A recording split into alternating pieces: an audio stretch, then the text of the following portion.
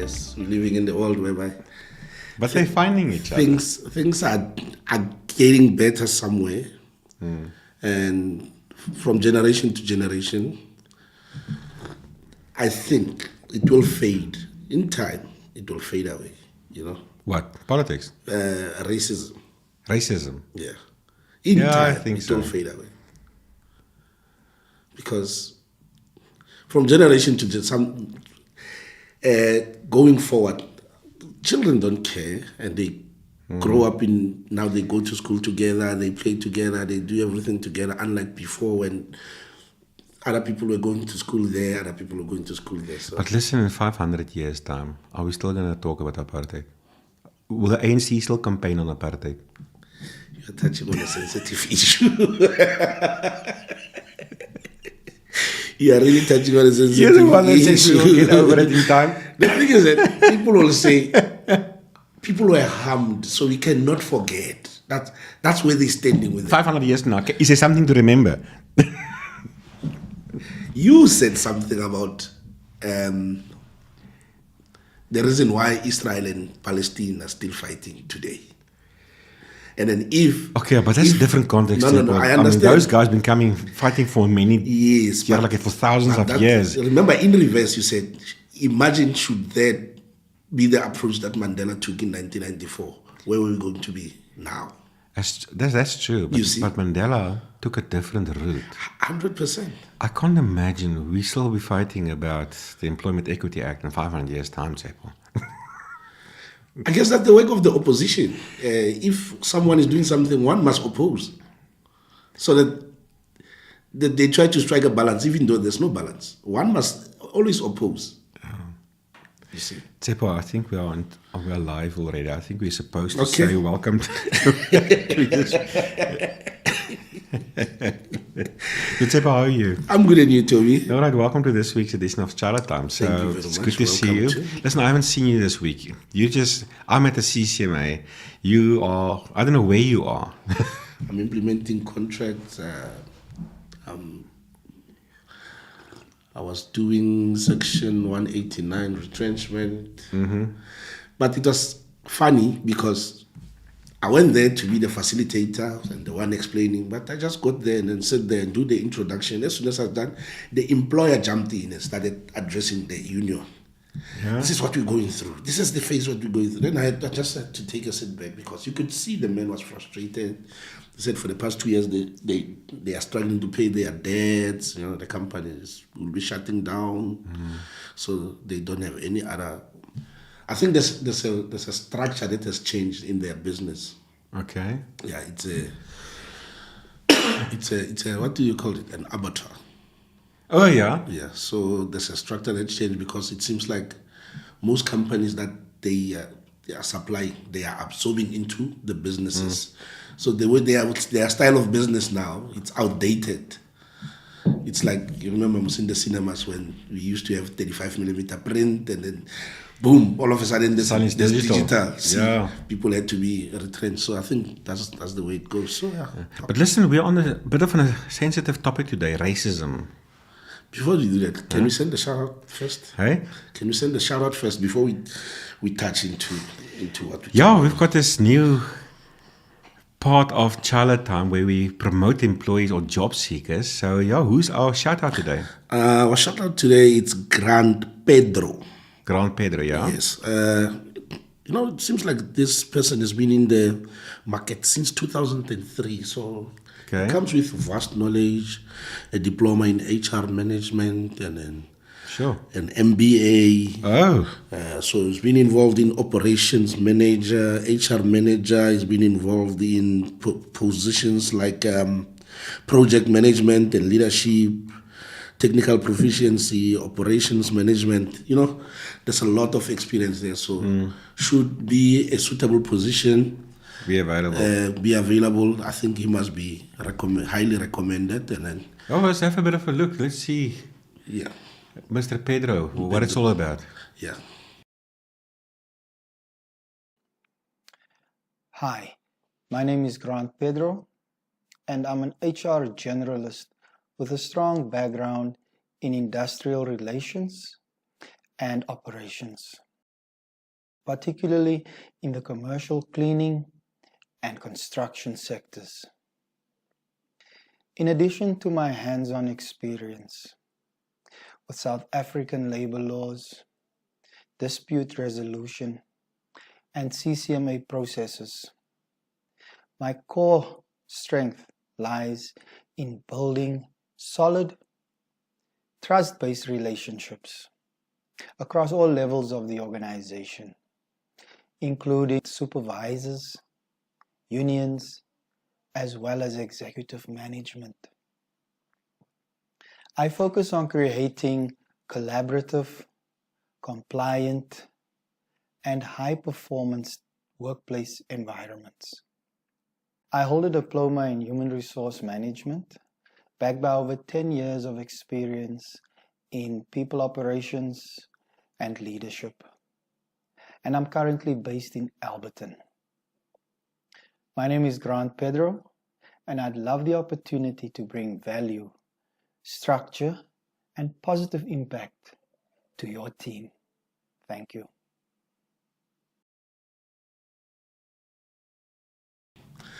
Anyway, what are we talking about today? No, before we get to what we're talking about today, the subject has a tone of racism today. But just first quickly, Juju. Last week, Friday I think it was, he and his team, they marched to Kleinfontein. Have you heard, Seppo? I believe you said Kleinfontein is somewhere. Apparently it's an Afrikaner, for lack of a better word, let's call it a township here somewhere in Pretoria. Mini Orania. They call it Orania Light, apparently. Okay. Eh? So apparently it's a place where only Afrikaners live. Now, I didn't know this, but anyway, so I don't know the circumstances. Is it now like impoverished people where just white people happen to come and live, or is it just like normal middle class or upper class Afrikaners coming together because they're creating like another Oranje kind of style? I don't know. But what was his goal of marching there? What is that he wanted to achieve? Allegedly. Well, now you're asking me for my opinion. Now I've got my opinion. That Yeah, may you not can just use the word alleged. allegedly. That may not necessarily be their official view. Yeah. I think I've got two views on the matter. Obviously, there's what's been said. I suppose it's opposing Afrikanerdom, if you want to put it this way, where Afrikaners exclude themselves and they live in exclusivity or whatever the case might be. So I think there's that structural discrimination, if it is, and I'm not saying it is or is not discrimination, but I think in their mind it is structural discrimination. They're trying to break those bricks down. And secondly, you know, Tsepo, long time ago, I was in a corporate and we had a Mr. Sebui. He was the union shop steward. But I had the idea he hated white people. Today is about race, okay? Yeah. So I had the idea I was a senior manager, bronze manager there. And I one day thought to myself, if he had a little box with a button in that can make white people disappear, he will just press that button. They will just vanish. You will just press that button the whole day, every day, until every white man is gone. Now, I don't know if it's true or not, but that's the feeling I got from this. So when I look at Juju, when he do these kind of things, I don't say he hates white people, but he likes getting into our nerves. But you love Juju.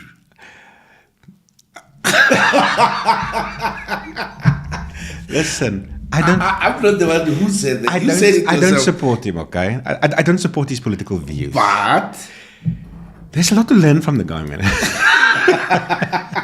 Did you see how that man lost weight? I mean, I've been trying for decades. He gets it like overnight, you see.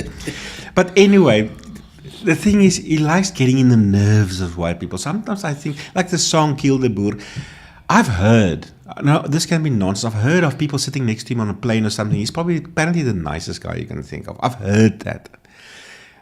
But he's got this button where he gets under the nerves of the whites. And I think he's doing this on purpose, just to get under our skin, you know.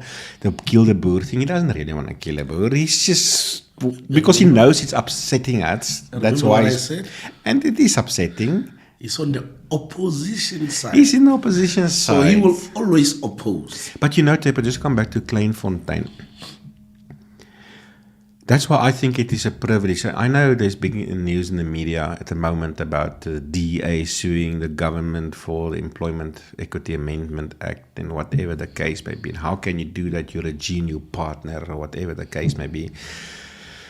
The reality of the matter is, you know, society evolves.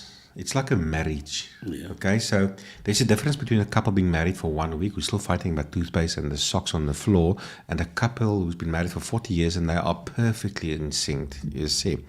So in 1,000 years from now, other nations will look at us and think, wow, we are so in sync. You can't believe we're reading history books 1,000 years ago we had apartheid. But anyway, so I think, you know, we evolve by suing each other and having a social debate about certain elements and so on and so forth.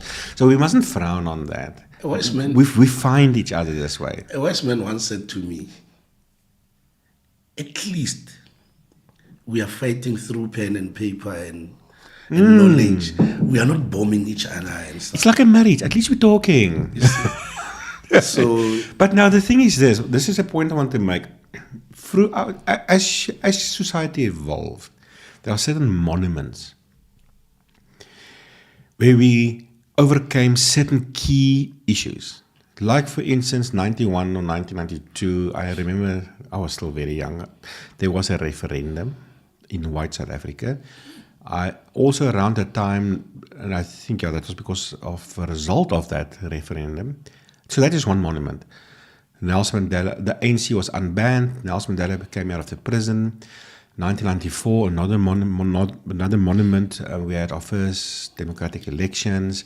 And then also around about 95 and so, you know, the LRA was established. Our labor laws, that's also another monument. The Employment Equity Act, the basic conditions. Thing that ever happened to South African employees. Nice.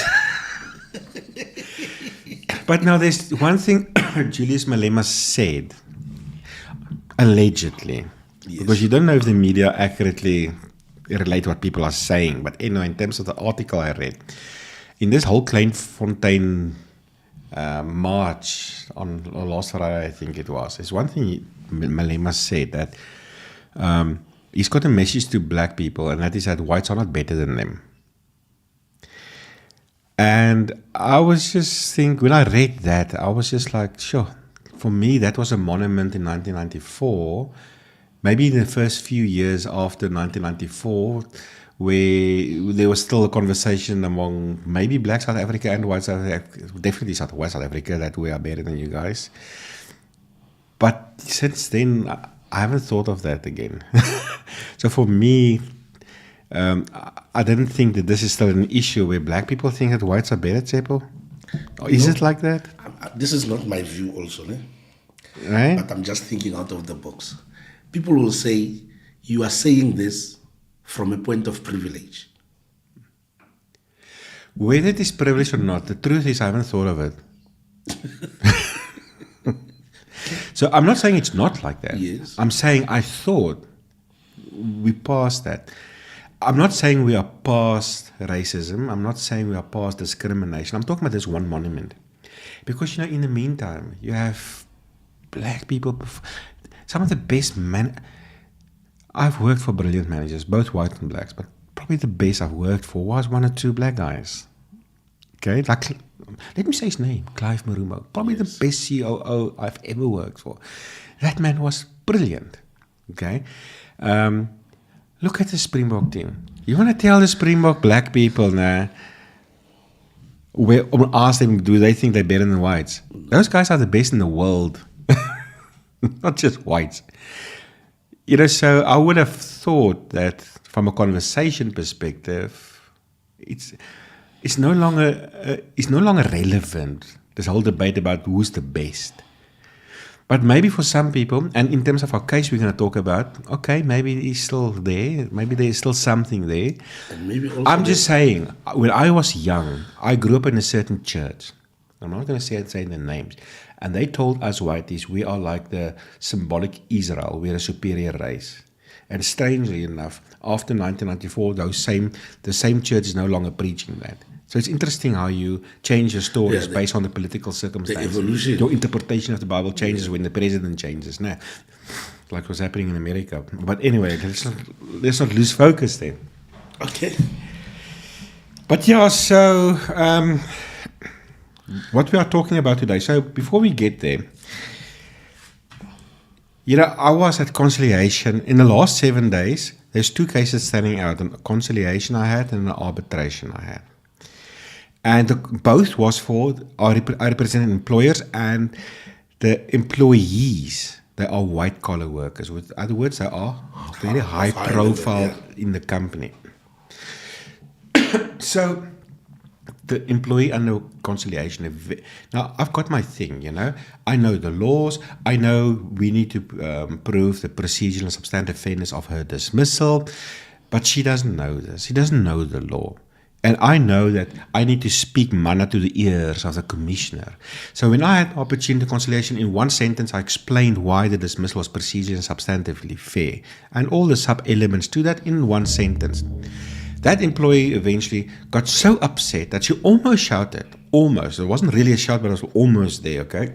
Frustrated that she's now accusing the chairperson, the commissioner, for allowing me to be in there because she cannot compete with me. She's frustrated because I know the law and I know all these things and she can't compete with that. How did she establish that everything was unfair? But this is the thing. It's based on an emotion. It's based on... Now, I've heard...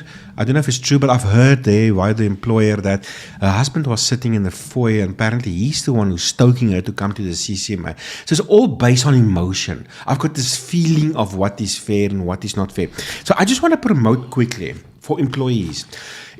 In the bottom, in the description of this podcast, this YouTube channel, there's a lot of goodies in there. There's links to fresh vacancies in our Harmony network. There are, for the shout out, we put the people's CVs on there. There's other resources there too. And we're going to put this little booklet up there too. Now, this is a small booklet with some cartoon characters in there, Godfrey and Lena, where they illustrate labor law. But this is specifically designed for employees. This is for employees to understand the legal principles of most of the day-to-day labor law that you find in the workplace. So there's actually a warning on the cover page. It says here, so first of all, it's an employee guide to fair discipline and dismissals in the workplace, for them to check the employers out. Are you ticking the boxes or not?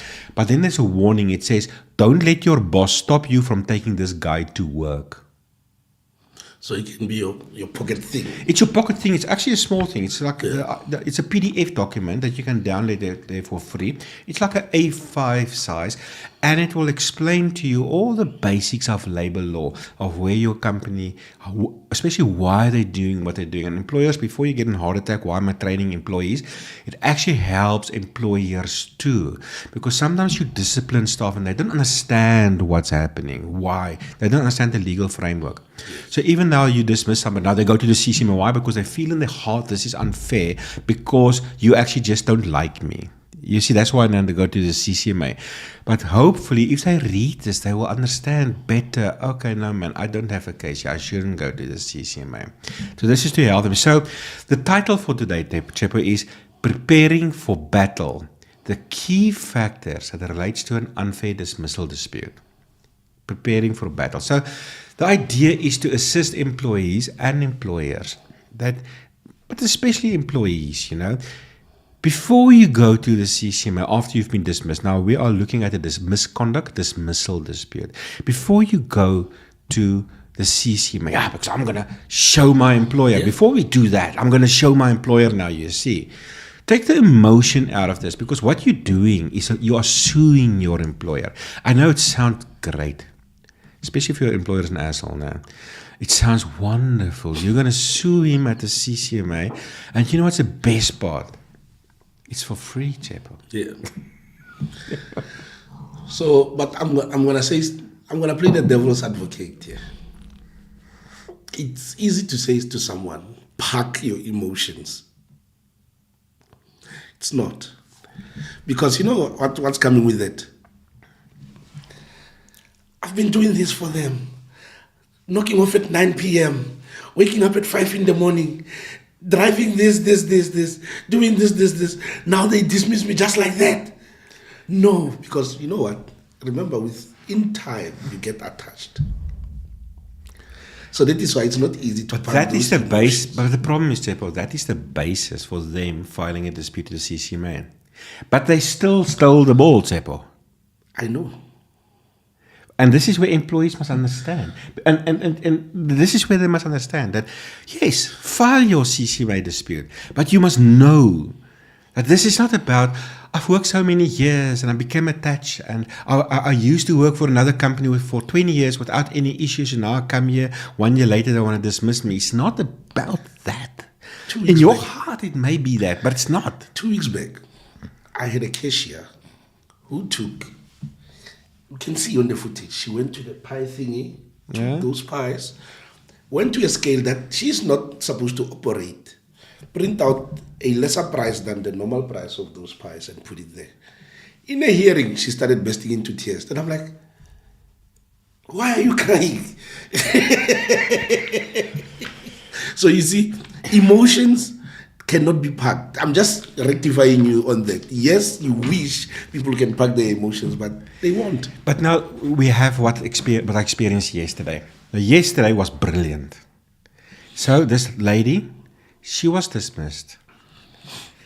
Number one, for accusing a fellow white lady of being a racist without any substance to it. So there were things like the way she looks at me, and there were things like there were 2 people who resigned from the company. One happened to be a black man, and another one happened to be a white man. She sent a very nice email. This white lady now sent a very nice email, or wishing the white man well for his future, but she didn't do it to the black man. Now she's racist. And she accused her of racism. So the lady put a grievance against her. And in the grievance hearing, you are racist. But I mean, I'm like, maybe they had an affair.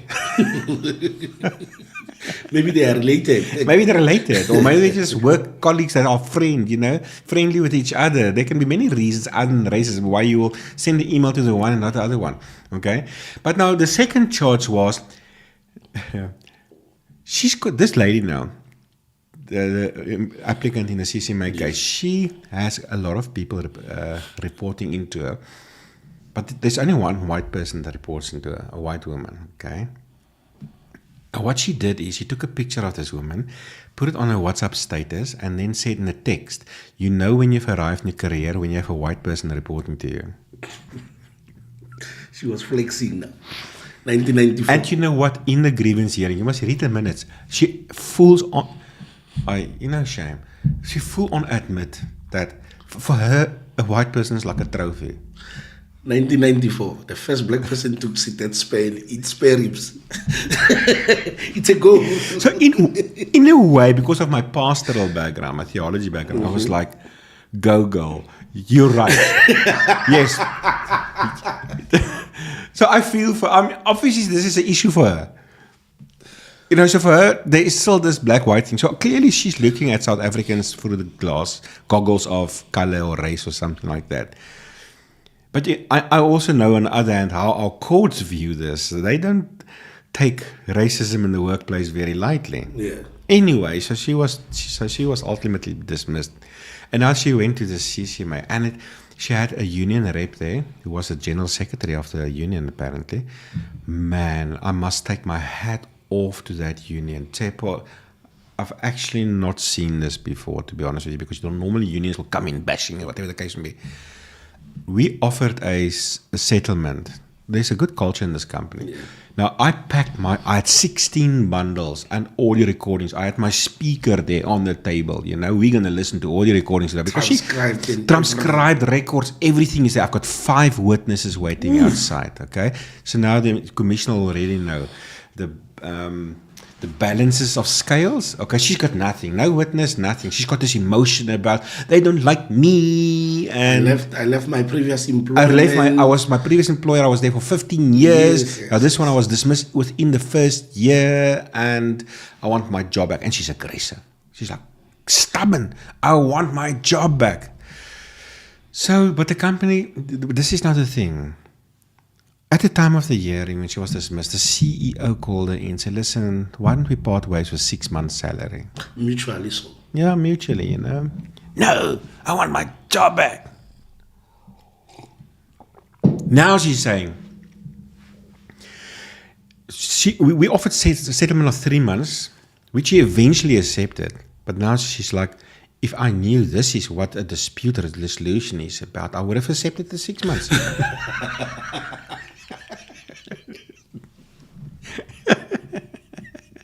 But now you see, if I knew that this is what it's about, I would have accepted. You see what I like about time is that in time, emotions will fade. Like I said, in time, this thing of racism, it will fade away. That's what I said earlier when we started our conversation.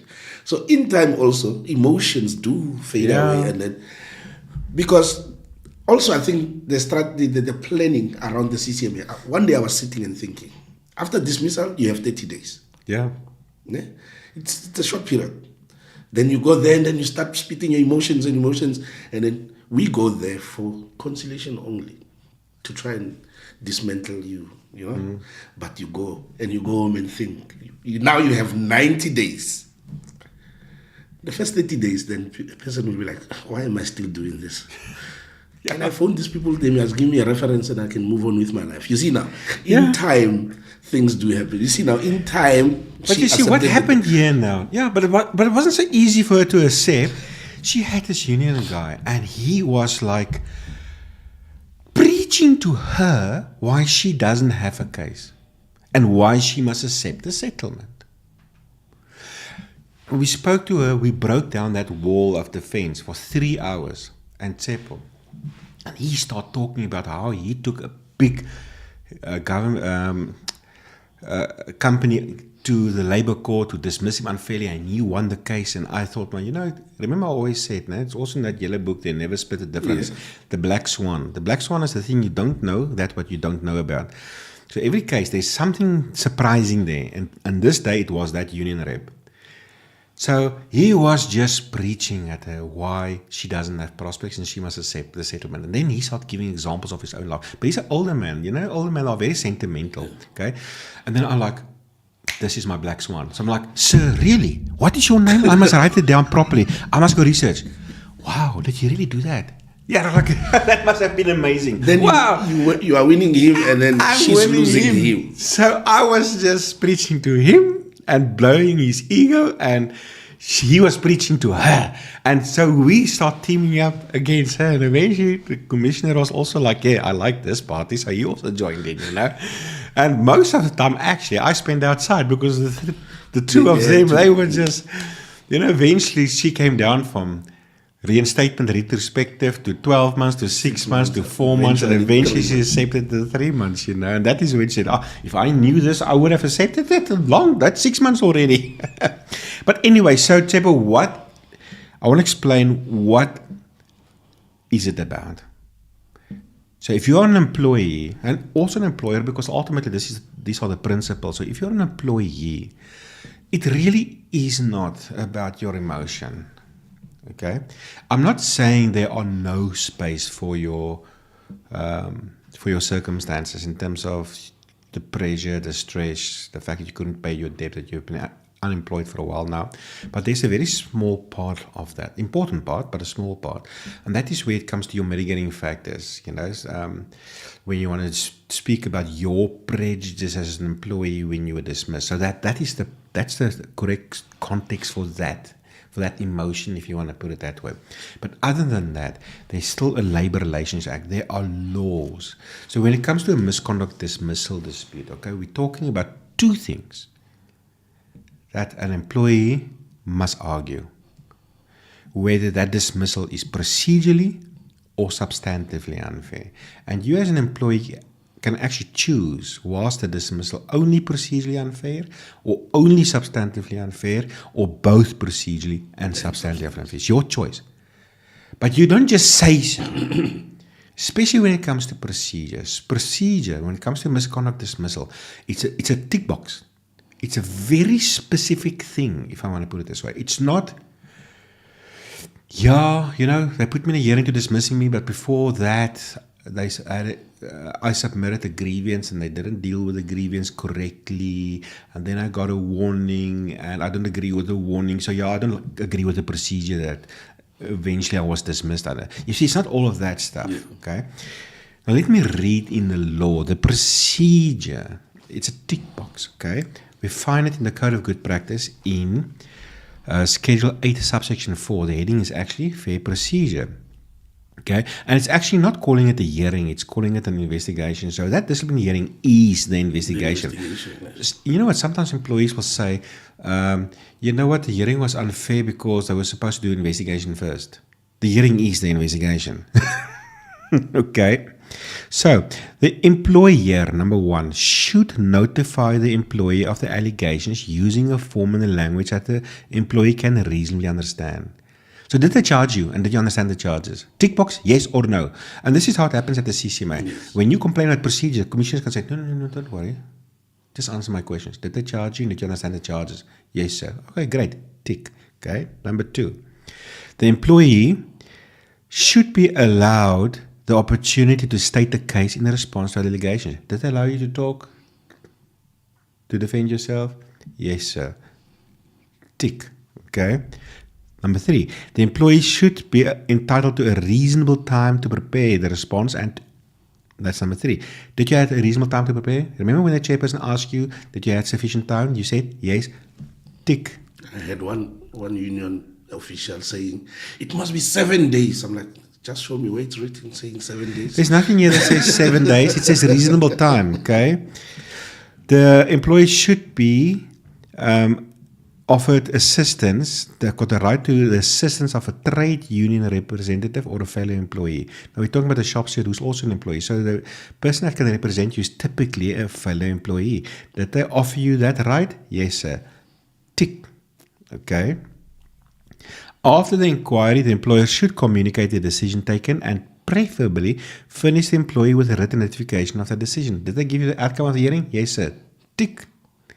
Then there's one landmine here. Subsection 3. If the employee is dismissed, the employee should be given the reason for dismissal and reminded of any rights to refer the matter to a council with jurisdiction or to the CCMA within 30 days. Okay. A lot of employers don't know that. Another tick. Did they inform you of your right to refer it to the CCMA? Tick. That's it. Tick, tick, tick, tick, tick. Procedure done. If the boxes are all ticked, let's not talk about procedure again. Procedures are. It's not about your feeling about grievances before and warnings before and all these kind of things. That's it. So if you're an employee, you want to prepare for battle, that's what we're talking about.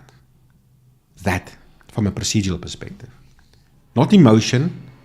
Not your many years of service at the previous employer, that. Right, now let's jump to substance. Why are you laughing, Chepo? I'm reminded of a certain case that we did together of the gentleman who said, I was taking my pills, I was heavily sedated, I was, during that hearing, I was standing up, drinking water, taking my pills, so I'm not even sure that this man refused for me to call witnesses. Hey, that gentleman, but yeah. Anyway, substantive fairness. There are some elements, okay? Yes. Number one, the charges. Okay? Is a charge clear enough with sufficient detail? So, if I charge a person for theft, don't just say theft. Personally, I won't charge somebody with theft because that's more a criminal case, a charge. In labor law, the burden of proof is on the balance of probability. So I don't need proof really that the person stole something. I just need to prove the probabilities. And this is important. If you're an employee, the employer don't need 100% proof. They only need to prove the probability that it is so. Otherwise, no employer will ever be able to dismiss an employee. Yeah. You see. So you need to prove on the balance of probability. So theft is more a criminal kind of charge. In criminal cases, you need to prove beyond reasonable doubt. It's not the end of the world. A lot of cases, employers win. by charging somebody with theft is not really an issue, but that's just my personal preference. But anyway, let's know, I will personally charge for gross dishonesty, in that you took it or whatever the case may be. But when it comes to the charge, let's use the word theft now. Don't just say theft. Because if you're a criminal and you're a habitual thief, and I'm charged for theft, I'm not going to know what to prepare for, because I don't know what they know, the employer know. Is it the thing I stole yesterday or last week? Eish. So I don't know. So I'm like, how do you prepare? No, which one? Was it the money I stole yesterday or the money I stole last week? Shit, which money is it now? So you want sufficient detail, like theft in that yesterday you took 100 Rand out of the till, or whatever the case may be. Yeah. Okay? If a charge is vague, as long as I've explained it to you and you know what it's about, it's fine, no problem. But that is the one thing you check. Is there sufficient detail in the charge? Number 2, did the employer lead evidence to prove the charge on the balance of probability? It can't just be the employer sitting there and he says so. Especially unless if it's true and you say, yeah, it is like that, no problem. Unauthorized removal of company property. I think I know what you're talking about, but yeah. Anyway, so the employer need to have some kind of evidence, if you deny the allegation, that suggests that it is really so. Okay? Yes. That's the second principle of substantive fairness that you need to focus on. Even if you're an employer that's representing the employer at the CCMA, or if you're an employee who's trying to defend yourself, not the emotion of things, it's that. Okay? Thirdly, the employer must justify why it was reasonable to dismiss the employee. And that can be anything. I mean, I suppose the employer will take their disciplinary code into consideration. So if you're an employee and they've dismissed you, contradicting their own code, well, that's how you prepare for battle. You go to the code. What does the code say? Sometimes the code say final warning, but I dismissed you. So you must go look at that. Okay? Go look at the flexibility of that code. Okay? Other elements of prejudice is, was the trust really broken, and why do they say so? Other elements is true and genuine consistency, where the employer did not apply the principle of dismissal consistently to employees with similar kind of misconduct, and where the employer were aware of the other people's misconduct. Because sometimes an employee pitch up at CCMA Chepo telling the CCMA commissioner that the employer is inconsistent, but this is the first time they tell the employer that the other person did the same thing. No, the employer must have been aware of the other misconduct of the other person, you see. I've had a commissioner who reprimanded a union official for opening that door, because now he was supposed to bring proof and everything, because the employer says, no, I'm not. I don't know about these kind of things. I'm focusing here because the severity here, and there's this. Yeah, and you'll also look at the prejudice of employer. I mean, did he actually lose money? Is it a matter of you being a driver and you were speeding and you could have been involved in an accident, you could have killed somebody? You know, that prejudice is important, but also your own prejudice. And this is where your personal circumstances coming in, you know, that you also need to emphasize on. But you see, in principle, these are the principles that you need to fight when you go to the CCMA, to your employer. Now, also, in terms of the actual hearing, the nature of that hearing itself, sometimes employees complain it wasn't like a criminal trial. It wasn't like all these steps, you know. Now, there's this landmark labor court case, Avril Elizabeth Home for the Handicapped, okay, which the court sort of settled the idea of how strenuous and burdensome should a hearing be in terms of the fair procedure, Schedule 8.4. That case actually say that a disciplinary hearing is not like a criminal trial. The only thing an employer must do is he must allow for dialogue and then for an opportunity to reflect before they make a decision to dismiss.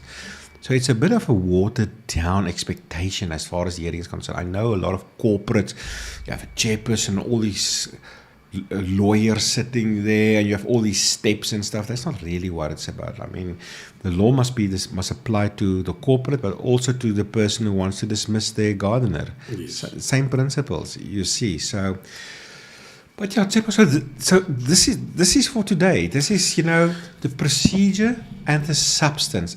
It is not your emotion. Yes. So if the case is about the emotional things, maybe you should not sue your employer because it's going to be tough. And then there's one thing to consider. An arbitration award is with prejudice. That means it becomes public record, yes, and it stays in your record for the rest of your life. You must know like the this. landmark case, you see, we will keep on referring on that because your name is there, and then your name is there. Your future employers may ask a verification agency to check on arbitration awards. They may phone your previous employer, and they will then just email them the arbitration award. And then you are untouchable. It's on your life forever. Also, if you know what you must also consider, the fact that you have a right to sue somebody doesn't mean you must do it. So even if it was unfair, I'm not trying to deprive people from their rights to go to the CCMA. I was going there saying, even if you win the arbitration, interpret this thing and say, are you saying they mustn't exercise their right? I'm not saying they mustn't. I'm saying life happens, and you must think for you.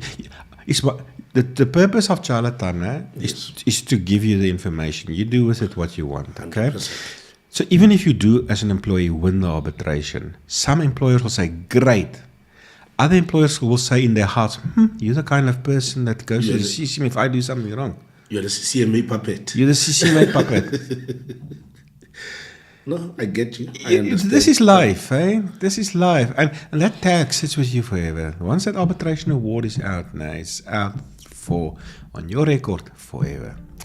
That's all today, Tsepo. Thank you very much, Toby. Very insightful. But before we go, we don't forget it's Chaile job review. So every week now we list fresh vacancies that we found in our network, our Harmony People network, during that week. So check out just after this Chaile job review, and you can also find the links with the fresh vacancies in the description below. Thank you very much. Thank you, Tsepo. See you next week. See you next week. Bye. Good morning, Harmony people. Let's have a look at some of the vacancies posted nationwide on our Harmony People's network this week. First up, we have an opening for a learning and development manager at Econo Foods in Cape Town. Also in Cape Town, we have an opening for a network engineer L2. There's a position for a product development specialist in the apparel industry also in Cape Town. In Gauteng, Chicken Port is looking for a junior factory assistant. And in the Eastern Cape, Marensky is looking for an HR officer. For the full information of the mentioned positions, how to apply, as well as more available positions, find the vacancy link in the description. You will also find a link to a useful video on how to compose a winning CV and have a successful interview. Tune in again next week for more Harmony vacancies.